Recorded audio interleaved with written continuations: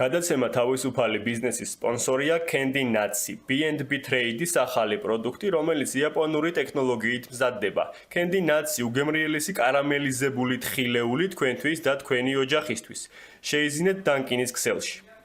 გადაცემა თავისუფალი ბიზნესის სპონსორია Candy Nuts, B&B Trade-ის ახალი პროდუქტი, რომელიც იაპონური ტექნოლოგიით მზადდება. Candy Nuts უგემრიელესი კარამელიზებული თხილეული თქვენთვის და თქვენი ოჯახისთვის.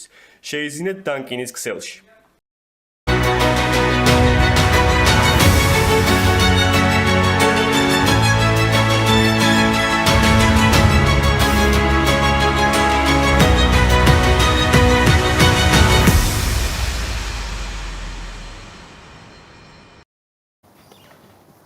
მოგესალმებით, ეთერშია გადაცემა თავისუფალი ბიზნესი, მე კი მისი ავტორი და წამყვანი პაატა ბაირახტარი გახლავთ, რაც იმას ნიშნავს, რომ მომდევნო ნახევარი საათის განმავლობაში თქვენ მოისმენთ ბიზნესსა და ეკონომიკაში განვითარებული პროცესების უახლეს და რაც მთავარია ობიექტურ ანალიზს დღევანდელ გადაცემაში კი თქვენ ნახავთ.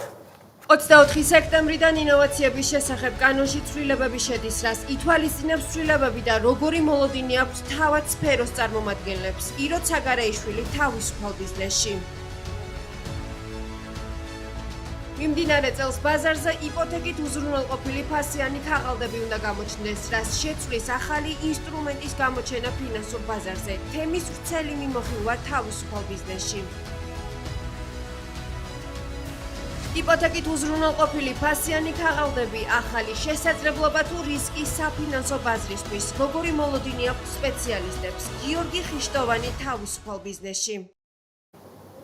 უკვე შემდეგი თვიდან ინოვაციის შესახებ კანონში ცვლილებები შედის. ცვლილებები სხვადასხვა მექანიზმის გამოყენებით სტარტაპების, ქართული სტარტაპების წახალისებას ისახავს მიზნად. რა ცვლილებებია კონკრეტულად დაგეგმილი და რაც მთავარია თავად სექტორი როგორ აფასებს ცვლილებებს. ასევე რა გამოწვევების წინაშე დგას დღეს ქართული სტარტაპ ეკოსისტემა. ირო ცაგარეიშვილი აქსელის მმართველი დირექტორია ჩვენთან ერთად.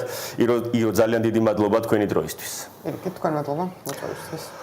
დავიწყოთ სიახლით, რომელიც უკვე შემდეგი თვის 24 რიცხვიდან უნდა შევიდეს ძალაში, როგორც ამ ეტაპზე გვაქვს ინფორმაცია. კანონი სხვადასხვა საგადასახადო შეღავათების საშუალებით ითვალისწინებს წაახალისოს ეკოსისტემა, ქართული ეკოსისტემა და ქართული სტარტაპები. პირველ რიგში განმარტოთ, კონკრეტულად ვის შეეხება ეს მოქმედ სტარტაპებზეა საუბარი, ახალ სტარტაპებზეა კონკრეტულად ვის შეეხება და სექტორი როგორ აფასებს ამ სიახლეს. ძალიან საინტერესო ცვლილებებია ზოგადად. ახლა მიმდინარე და სავარაუდოდ შემდეგ კიდე ამას თავის გაგრძელებაც ექნება და კიდევ უფრო მეტად დაიგეგმება და დაკოორდინირდება ეს ყველაფერი. ჯერ იმით დავიწყოთ, რომ დიდი ხანია ეს ინიციატივა არსებობს და დიდი ხანია ჯიტას ინოვაციების ტექნოლოგიების სააგენტოს ამ ყველაფრის დალონჩვა ესე უნდოდა და გქონდა ჩვენც ამასთან დაკავშირებით ბევრი შეხვედრა მათთან, რადგან ჯერჯერობით სამწუხაროდ თუ ჩვენ საბედნიეროდ კონკურენციის ნაწილში, მაგრამ სამწუხაროდ ერთადერთი ადგილი ვართ სადაც ესე კაპიტალი ხელმისაწვდომია სტარტაპებისთვის და ბევრჯერ მოკლედ გავიარეთ რა თქმა უნდა ერთადაც ეს პროცესი რაც იყო დაგეგმილი. რა თქმა უნდა, ჩემი პერსპექტივით ამ ყველაფერს პოზიტიურად ვაფასებ, ზოგადად საგადასახადო კუთხით ყველაფერს შევხედოთ, რაც უფრო ნაკლებ განსახადს გადავიხდით რაღაც კონტექსტში, კერძო სექტორი. მით უკეთესი. თუმცა ეხლა კონკრეტულად სტარტაპებზე რო ვისაუბროთ, აქ ძირითადად არის საშემოსავლო განსახადისგან გათავისუფლებაზე საუბარი. რამდენადაც ვიცი, ეს ეხება და მიჭირს ცოტა საუბარი, იმიტომ რომ ჯერ არ არის აღსრულების პროცესი დაწყებული, თუმცა რაც წავიკითხეთ და რაც გავიცანეთ და რა კომუნიკაციაც ჰქონდა ჯიტასთან, ეს ეხება როგორც არსებულ სტარტაპებს, ასევე ახლებს, რომლებიც გზადაგზა გაივლიან ამ პროცესს და დარეგისტრირდებიან და შევლენ ამ რეესტრში. როგორც გავიცანით, იარსებებს კონკრეტული რეესტრი, რომელში მოხვედრაც არ შეიძლება ყველას და ეს ძალიან მნიშვნელოვანია, რომ მცირე და საშუალო ბიზნესს არ აღმოჩნდეს ამ ყველაფრის ქვეშ და იყოს საუბარი მართლაც ინოვაციაზე და იმ სტარტაპებზე, რომლებიც დღეს საქართველოში არიან და მოკლედ ყველას არ შეეძლოს ესე რომ ვთქვათ შეძრომა ამ ჩარჩოს ქვეშ. ხო, და ნუ ამ რეესტრში მოსახვედრად ასევე განვიმარტეთ ჩვენც, ანუ ანგელოზ ინვესტორების ქსელი ესე ზოგადად ტერმინის პირველად გამოჩნდა. კი, აქამდე მსგავსი კი ბატონო არ ხდებოდა. არც რეგულირებულები ვართ, ეს არც გვარეგულირებს, არც არანაირი შეღავათ ეს კონკრეტულად ჩვენ არ გვეხება, თუმცა ინვესტორის პერსპექტივით რო ვისაუბროთ, ძალიან მნიშვნელოვანია, რადგან ჩვენგან მიცემული ინვესტიციის ის თანხა რაც მე ხელფასებად გაიცემოდა და რაც სჭირდებოდა იმისთვის, რომ ახალი კადრები დაექირავებინათ სტარტაპებს, რა თქმა უნდა 20% მიდიოდა ისე უკან სახელმწიფოსთან და გარდა ამისა ასევე ჯიტას გაცემული თანხიდანაც, ანუ ამას 50000 ლარიდანაც რა გადასახადებიც იყო, უკან ბრუნდებოდა ისევ სახელმწიფოში. ეს ჩვენთვის ძალიან დიდი ინსენტივი პერსპექტივა არის, რომ როცა თანხა გაიცემა, ვიცით, რომ გარკვეული ნაწილი დაიზოგება და ისევ სტარტაპის განვითარებას მოხდა.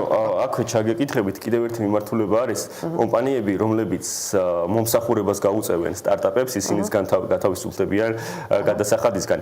ეს რამდენად გაუმარტივებთ მუშაობას და რამდენად არის ეს ხელშესახები შეღავათი? ძალიან ბევრი სტარტაპი პირველ ეტაპზე სარგებლობს იმით, რომ აუთსორსებს როგორც წესი ტექნოლოგიის შექმნის ნაწილს, რაზეც დიდად სიმართლე რო გითხრათ, ინვესტორები არ გიჩდებიან, ეს იმიტომ რა თქმა უნდა ურჩევნიათ, რომ შიდა თიმში იყოს აკუმულირებული ყველანაირი ტექნოლოგიური ცოდნა და ისე ვითარდებოდეს სტარტაპები, თუმცა აი პირველადი MVP-ს რაც ეძახიან პირველადი სატესტო პროდუქტის შექმნის დროს, ხშირად ამის აუთსორსინგი ხდება. რა თქმა უნდა, რაც უფრო ნაკლებ რამეს გადაიხდის სტარტაპი ან თუნდაც ის ორგანიზაცია ან კომპანია, რომელიც სტარტაპს რამე შეემსახურება, მით უკეთესი. თან კარგია რომ ეს ყველაფერი გრძელვადიანია, ანუ არ არის რაღაც ესე დაკეფილი იმაზე, რომ 3 წლის შემდეგ დასრულდება, თუ სტარტაპი აგრძელებს ფუნქციონირებას, შემდეგ შეღავათებით ისევ აგრძელებს სარგებლობას.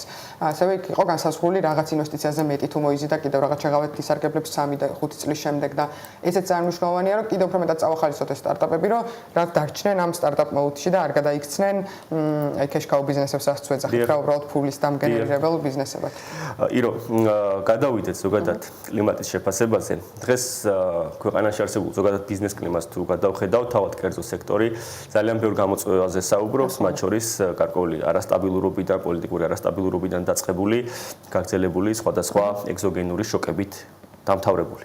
ამ მიმართულებით სტარტაპები და ზოგადად ეკოსისტემა ბევრად უფრო მოწყვლადია, ვიდრე ზოგადად ბიზნესი.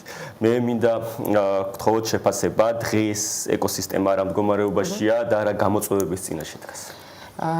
ზოგადად ჩემი შეფასებით ვიტყოდი, რომ ამ ქვეყანაში არატურბულენტური პერიოდი როდის იყო, მე მგონი აღარ ვიცით სტარტაპის ცხოვრება ისედაც ძალიან ბევრი გამოწვევით არის სავსე. და კიდევ ამ турბულენტობაში კიდევ უფრო მეტი გამოწვევა ემატებათ. რა ის ხანდახან ფაუნდერების და ჩვენც ინვესტორები ვხუმრობთ, რომ პირიქით ეგ უფრო მეტად რაც ბრძოლის უნარიანს ხდის ფაუნდერებს და სხვა შორის უცებ დავამატო, ბევრი VC ფონდი არსებობს დღეს უკვე ვენჩურული კაპიტალის ფონდი, რომელიც აინვესტირებს ემიგრანტ ფაუნდერებს დამფუძნებლებში შეგნებულად, იმიტომ რომ ზუსტად ეს არის, რომ უფრო მეტად ბრძოლის უნარიანები არიან ის ხალხი, ვინც საიდანაც გაიქცნენ, გადაურჩნენ და დაიწყეს თავის სტარტაპის კეთება. ხო, აქვს ამ ყველაფერს რა თქმა უნდა გავლენა სტარტაპ ეკოსისტემაზე, ზოგადად კაპიტალის ხელმისაწვდომობა საქართველოში ისედაც არ არის სტარტაპებისთვის, ანუ არის გრანტები. ამის შემდეგ ასე სამწუხაროდ უკვე ამ პერსპექტივით ერთადერთი ადგილი ვარ ჩვენ სადაც შეუძლია სტარტაპს მივიდეს და აი private money-ს რაც ეძახიან, ანუ ადამიანების ფული ესე ხელმისაწვდომი იყოს მათთვის და ჩვენ შემდეგი არსებობს კიდევ ერთი ვენჩურული კაპიტალის ფონდი Future Lab, თუმცა ის მიბმულია პრეაქსელერაციის პროგრამას და შემდეგ იმ სტარტაპებში იდება ფული, ანუ ესე გახსნილად და ჩვენი რესურსიც რა თქმა უნდა მწირია რა, არ არის ის რომ მილიონები დავურიგოთ სტარტაპებს ამის ფუფუნება გქონდეს. სტარტაპების შემდეგი ნაბიჯი ყოველთვის იყო, რომ ჩვენთან რაღაცა 40-50,000 $100 შევაწევდნენ, მიდიოდნენ დიდ ფონდებთან უკვე სასაუბროდ, ისეთ ფონდებთან, რომლებიც იყვნენ რეგიონით და საქართველოთი დაინტერესებულები. რაც რომ მეტად იზაბება აქ რაღაცეები, რა თქმა უნდა, რომ კითხვის ქვეშ დგება როგორც არსებული პოტენციური გარიგებები, რომელიც რაღაც ეტაპამდე იყო და ისედაც ქართული კომპანიები, ქართული სტარტაპები კომპანიებს არ ტოვებენ საქართველოში, ანუ ძალიან მალევე გადააქვთ დელავერში, ამერიკის შტატში, ან გადააქვთ ესტონეთში, როგორც წესი, ანუ რომელიმე ისეთ რა არის სამისი ბიზნესი? თქვენი შეფასება. პირველი მოქნილობა, იქაური საკანონმდებლო ჩარჩოს მოქნილობა და რამდენად მორგებულია ზოგადად სტარტაპის დამფუძნების ინტერესებს. მეორე ის, რომ საქართველოს ბაზარი ძალიან პატარაა და მხოლოდ სატესტოდ თუ გამოიყენებენ და აქ რაღაც გრძელვადიანად არც ერთი სტარტაპი არ აპირებს ოპერირებას და რა თქმა უნდა ყველა დიდ ფონდს ურჩევნია, რომ თავისივე იურისდიქციაში ყავდეს ეს სტარტაპები, რაც ბუნებრივია. ჩვენთვის რაღაც უფრო კარგია, როცა სტარტაპი სწრაფად მიდის აქედან, იმიტომ რომ ხვდებით, რომ გლობალურ მასშტაბს უყურებს. თუმცა, მეორე მხრივ ეკონომიკისთვის რა თქმა უნდა არც ისე სასარგებლოა ყველაფერი. ირო, თქვენ საერთაშორისო ფონდები ახსენეთ და მე მინდა გკითხოთ დინამიკასთან დაკავშირებით, მით უმეტეს ახლა თუ ზოგადად FDI-ის დინამიკას შევხედავთ ქვეყანაში, მაინც და მაინც მსუბუქად რომ ვთქვათ, სახარბიელო დინამიკას და სტატისტიკას არ აჩვენებს. მე მინდა გკითხოთ სტარტაპების ნაწილში რა მდგომარეობაა და საერთაშორისო ფონდები თუნდაც საშუალო ზომის და დიდი ზომის ფონდები დინამიკაში როგორ უყურებენ ქართულ ბაზარს? როგორ არის ეს დინამიკა შეცვლილი დღეის მდგომარეობით? ისედაც ძალიან ბევრი დრო, ენერგია და რესურსი დასჭირდა იმას, რომ ვიღაცები დაგვეინტერესებინა ქართული სტარტაპებით და ზოგადად ქართველი დამფუძნებლებით. საერთოდ საქართველოში რომ სტარტაპი იქმნებოდა, ღვინის გარდა არაფრით არ გვიცნობოდა რაღაც პერიოდის წინ. მსოფლიო და ძალიან ბევრი გვაქვს ამას ნამუშევარი, როგორც ჩვენ ორგანიზაციულად, ისე ჩვენ ასივე Angels რომ გვერა და მოგვეყოლა ხალხისთვის, რომ საქართველოში რაღაც ხდება და ჩვენ ამაში ფულსდებთ ამ რაღაც გლობალურ პოტენციურ ტექნოლოგიურ პროდუქტებში. გარეთ სანამ ვისაუბრეთ მაგას თავი დავანებოთ შიგნითაც, ანუ ჩვენ წინაწელი ინვესტიციების მიმართულებით ბევრად უფრო აქტიური გქონდა ვიდრე არსებული წელი, გასაგებია ჩვენ წევრები ძირითადად ქართველები არიან კაპიტალი საქართველოში აქვს და რა თქმა უნდა, როცა ეს турბულენტობა იწყება, ინვესტიციების რაოდენობა ავტომატურად იკლებს და ეს სახეზეა.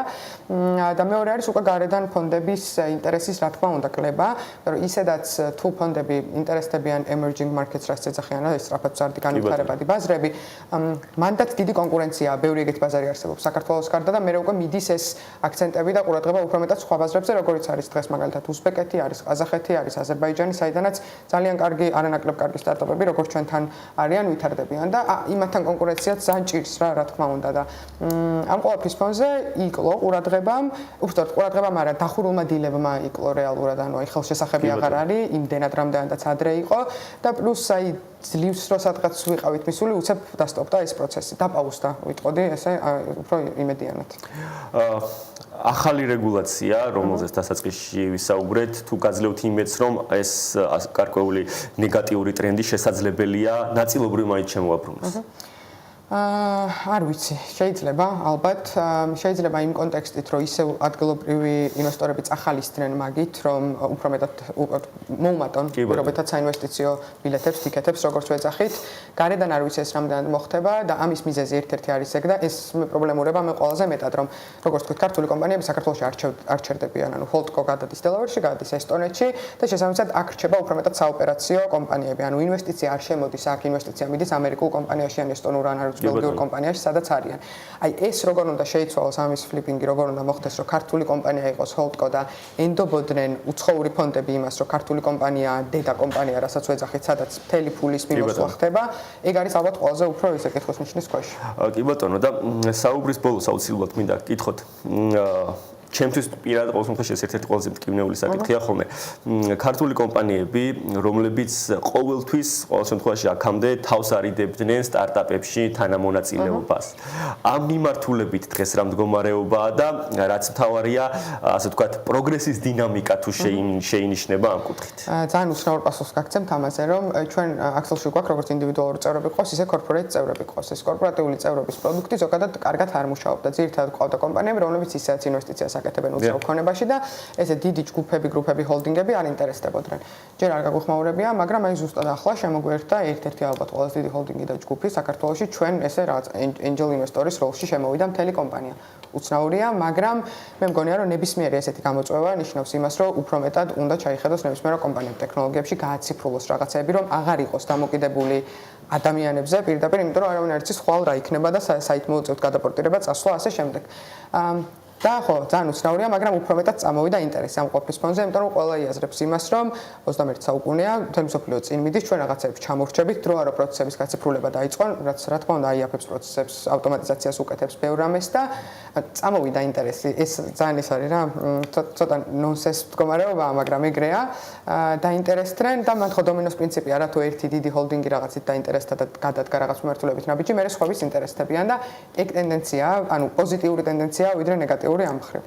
ძალიან საინტერესო ტენდენციაა, მე წარმატებებს გისურვებთ, რა თქმა უნდა, თქვენ და ქართულ სტარტაპებს ზოგადად.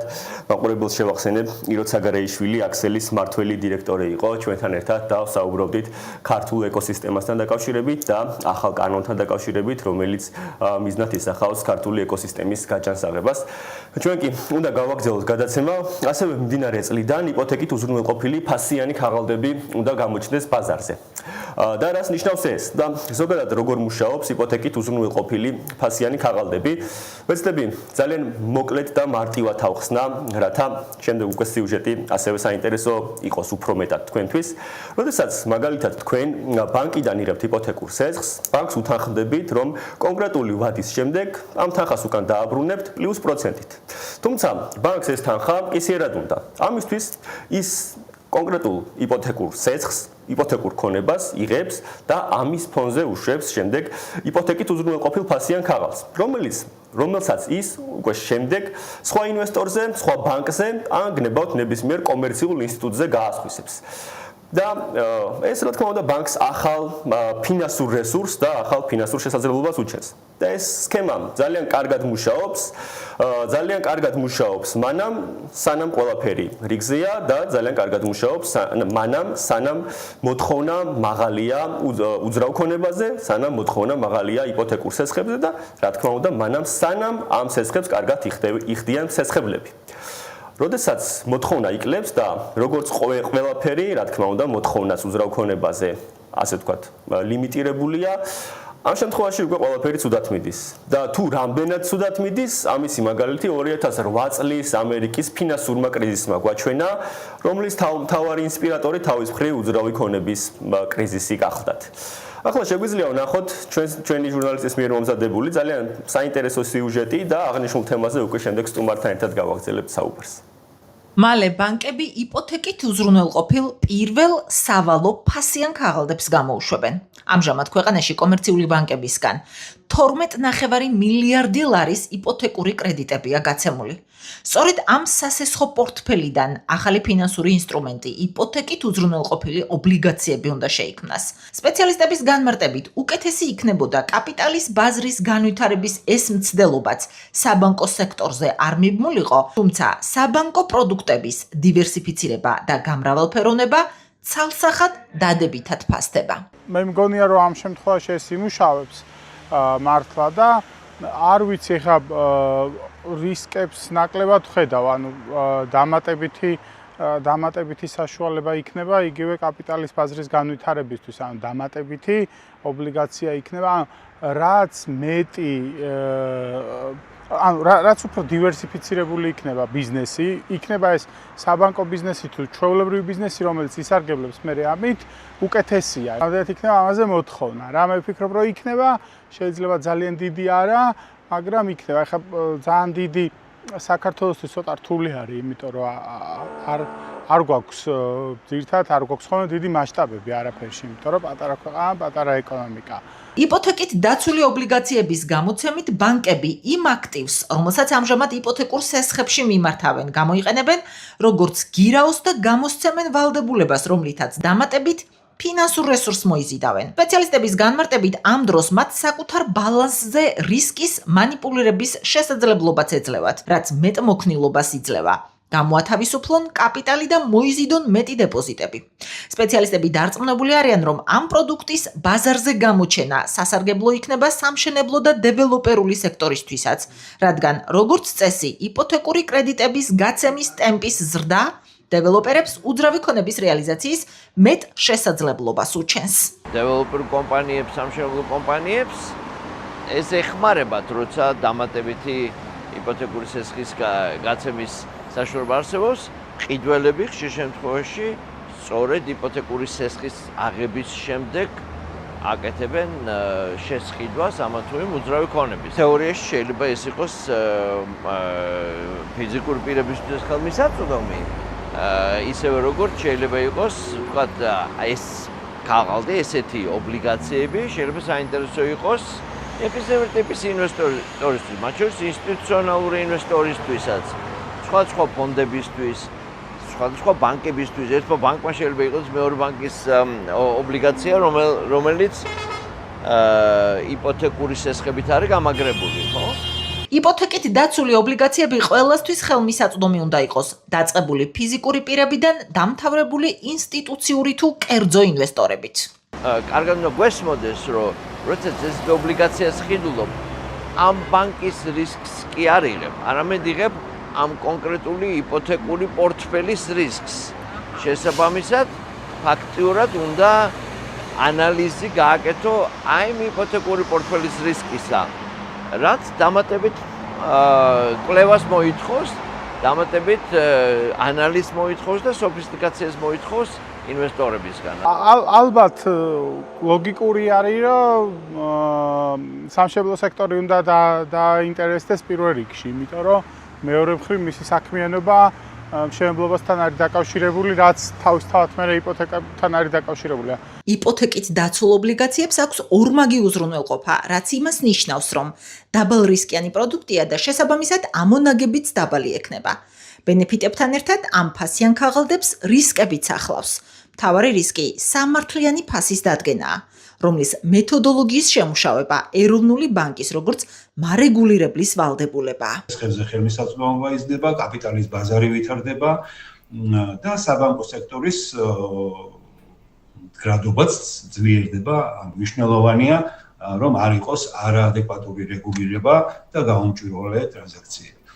რაც შეეხება ფინანსურ სისტემისთვის არსებით რისკებს მე ვერ ვხედავ, რამე თუ ასეთი ინსტრუმენტების საშუალებით პირიქით ბანკებში კონცენტრირებული რისკები ნაწილობრივ გადადის კაპიტალის ბაზარზე მონაწილე ინვესტორებზე.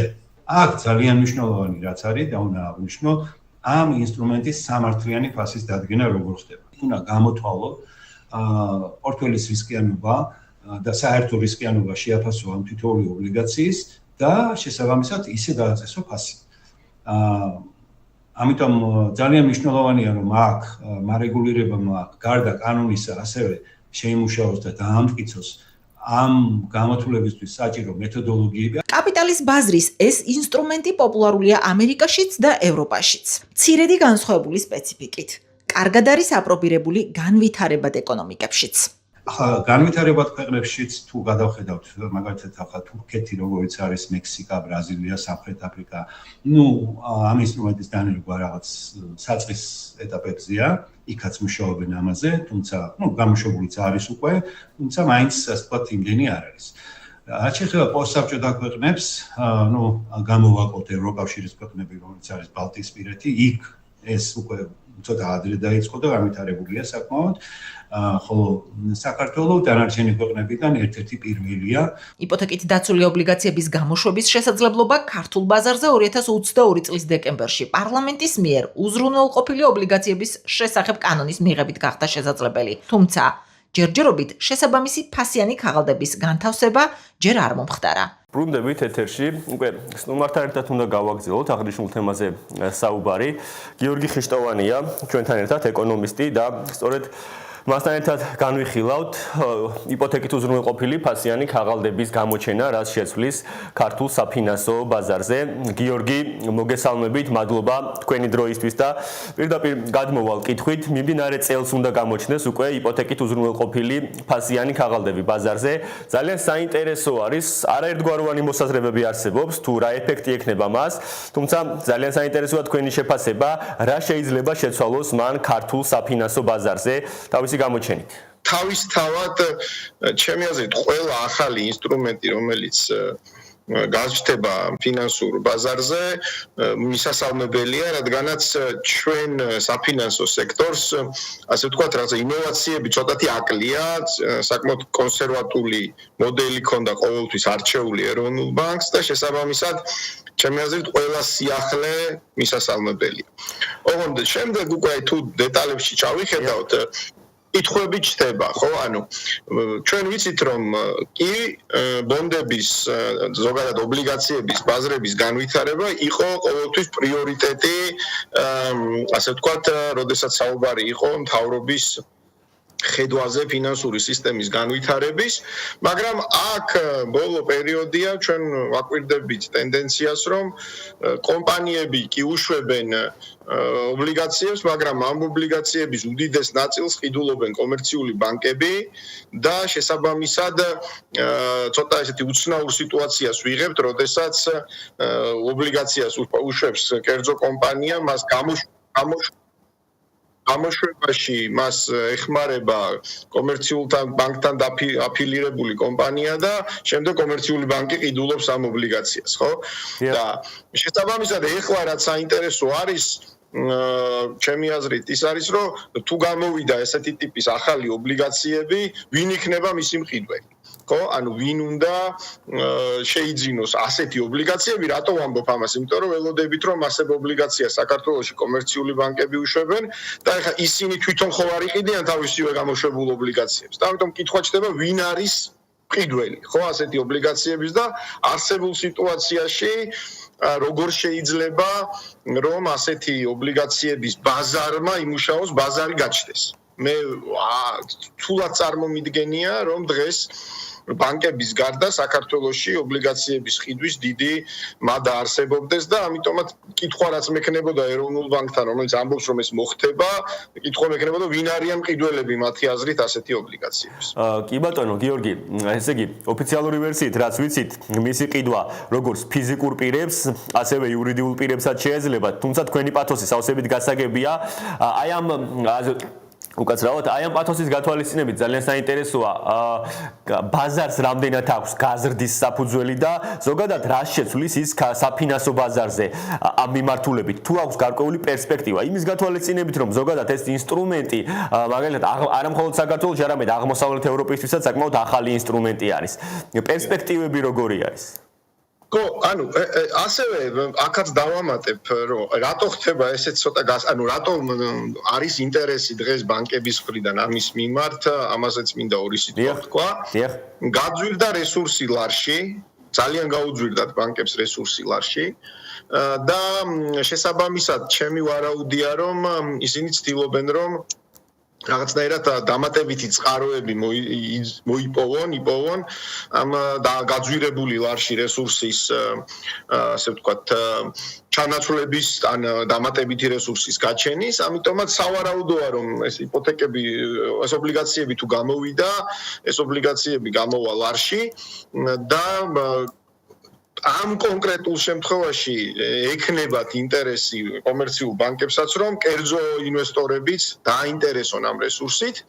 ოღონდ აქ ერთი კითხვა ჩდება, რამდენად სანდო იქნება უცხოელი ინვესტორებისთვის ლარში იპოთეკა, თუნდაც იპოთეკით გამყარებული ობლიგაციების შეძენა და შეიძლება ამ ხრივ ვარაუდობენ კომერციული ბანკები და ეროვნული ბანკიც, რომ რადგანაც ის იქნება გამყარებული უძრავი ქონებით, ამით უფრო დაინტერესებენ უცხოელ ინვესტორებს და ეს შეიძლება იყოს ერთი მიზეზი ამხსნელი, რატომაც არის დღეს ესე ვთქვათ ყოველმხრივი ინტერესი რომ ეს მოხდეს, მაგრამ ხო აი რამდენად იქნება ნდობა ლარში გამოშვებული ობლიგაციების, ეს არის ერთი კითხვა და მეორე კითხვა იქნება უძრავი ქონებით ბაზარი.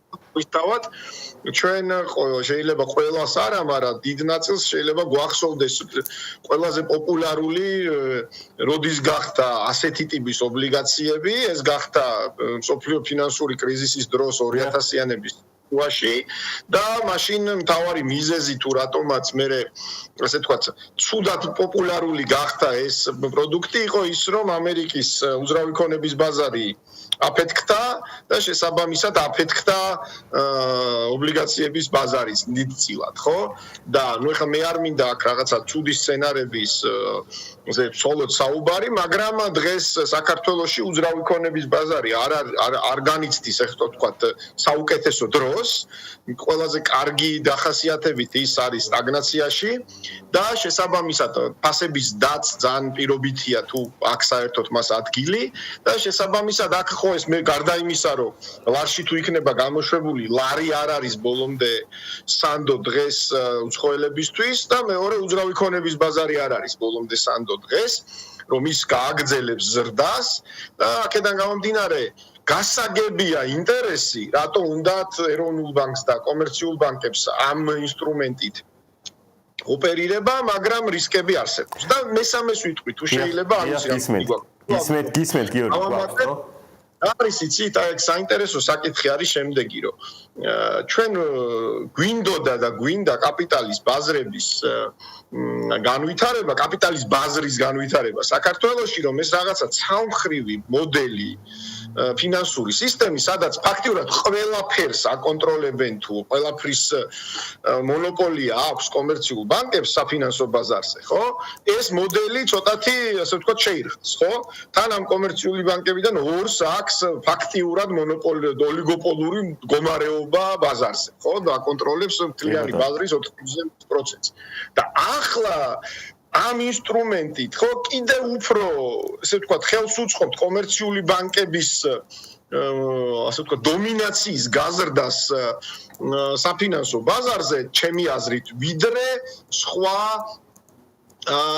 აქტორების.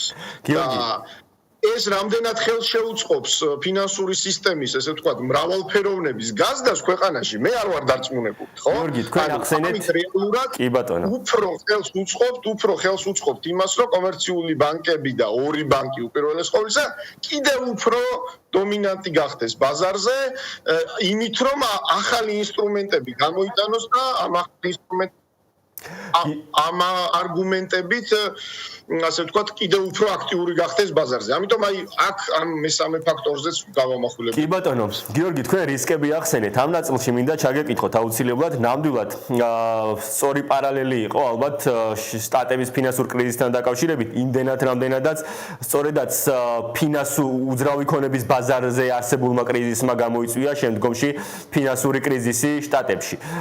არსებულ რეალობაში გათვალისწინებით სხვა ბევრი ფაქტორის, მათ შორის ქართული უძრავი ქონების ბაზარის და იმის გათვალისწინებით, რომ ქვეყანა პატარაა და შესაბამისად პატარა ბაზარია და უნდა ველოდოთ გარკვეული პერიოდის განმავლობაში იმ მოთხოვნის კლებას, რომელიც დღეს იპოთეკურ სესხებზე ფიქსირდება, აი ამ ყველაფრის გათვალისწინებით რისკები რამდენად არსებობს ამ მიმართულებით? რა არის, იცით, ერთი კარგი რაც არის აქ, არის შემდეგი, რომ ძალიან ასე ვთქვათ კონსერვატულები არიან ბანკებიც, როდესაც მაგალითად უძრავი ქონებით დატვირთვა ხდება მაგალითად სესხების, ხო, საქართველოში და აქედან გამომდინარე ასე ვიტყოდი, ხო, ძალიან რთულად რო არ გამომივიდეს, რომ ის უძრავი ქონება, რომლითაც არის დატვირთული იპოთეკური სესხები, ძალიან კონსერვატულად არის შეფასებული.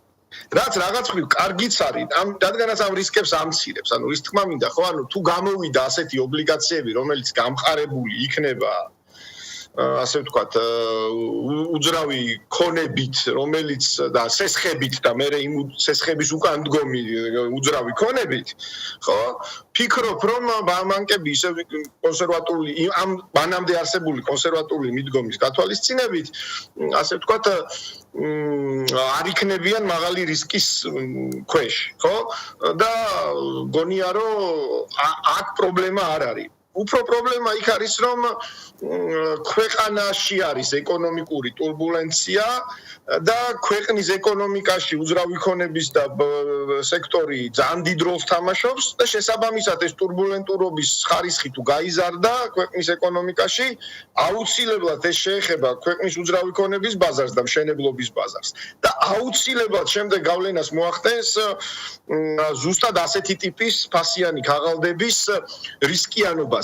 ოღონდ აქ მინდა თქვა პოზიტივი, რომ ამ რისკებს ამცირებს ის, რომ თავის დროზე და ახლაც კომერციული ბანკები, როდესაც გასცემენ მაგალითად იპოთეკურ სესხებს და ამღებები თავიანთ უძრავ ქონებას, ასე ვთქვათ, როგორც უზრუნველყოფას დებენ, მიდგომა შეფასებისას ბანკების არის ძალიან კონსერვატული და ეს ამ რისკებს ამცირებს. გასაგებია, გიორგი, ძალიან დიდი მადლობა თქვენ საინტერესო ანალიზისთვის. მაყურებელს შევახსენებ, გიორგი ხიშტოვანი ეკონომისტი იყო ჩვენი სტუმარი და საუბრობდით უძრავი ქონებით უზრუნველყოფილი ფასიანი ქაღალდების შესახებ. დღევანდელი თავისუფალი ბიზნესი ამით დასრულებულია. ჩვენ სამშაბათამდე გემშვიდობებით და რა თქმა უნდა ბედნიერ უქმეებს გისურვებთ.